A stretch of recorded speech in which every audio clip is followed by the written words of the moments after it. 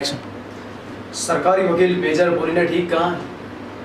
हम एक ऐसे समाज में रहते हैं जो कानून और व्यवस्था पर टिका हुआ है और समाज में एक व्यक्ति के विरोध और विद्रोह के लिए कोई स्थान नहीं, बिल्कुल नहीं कोई स्थान। समाज ने, कानून ने, व्यवस्था ने विरोध प्रकट करने के लिए बना रखे हैं रास्ते, मीलों लंबे रास्ते। इन रास्तों पर चलना तो शुरू किया जा सकता है, लेकिन प्रश्न तो यह है कि विरोध प्रकट करने के ये रास्ते क्या कहीं पहुंचते भी है? बिल्कुल नहीं पहुंचते, कभी नहीं पहुंचते। विरोध कोई नाटक नहीं है कि अंतिम अंग लास्ट एक तक पहुंचने की प्रतीक्षा करें।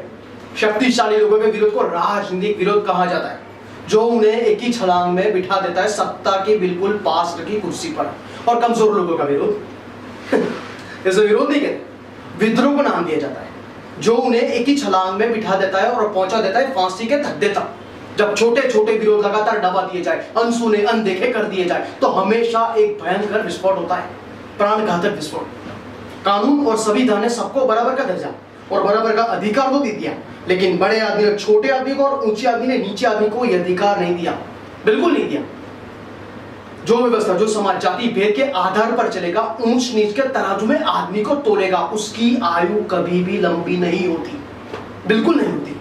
बराबर की बात तो सोचने के स्तर पर भी हम अपनों से छोटों को बराबर का अधिकार देने के लिए तैयार नहीं। क्या बराबर का अधिकार? हम तो अपनी आंख उठाकर अपनी ओर देखने का हक तक देने को तैयार नहीं। इसका कारण वे सामंती प्रवृत्तियां, वे सामंती सोचने का तरीका, फ्यूडल ट्रेडिशंस, जिनसे हमें अभी तक आजादी नहीं मिली और ना कि बल्कि आगे मिलेगी। सरकारी वकील ठीक कहते हैं, सवार रामचंद्र को फांसी की सजा मिलनी ही चाहिए। उसने अपने देश की रक्षा की शपथ लेने के बावजूद उसने कर दिया इनकार एक अफसर की बच्ची की गंदगी उठाने से।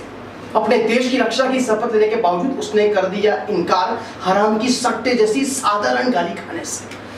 अपने देश की रक्षा की शपथ लेने के बावजूद उसने कर दिया इनकार अपनी आंख और अपनी कान बंद कर देने से कर दिया इनकार। उसे दंड मिलना चाहिए, बार बार मृत्यु दंड मिलना चाहिए। उसे आर्मी एक्ट 69 तथा इंडियन पीनल कोड की दफा 302 के अनुसार हर हालत में मृत्यु दंड मिलना चाहिए, बार बार मृत्यु दंड मिलना चाहिए उसे।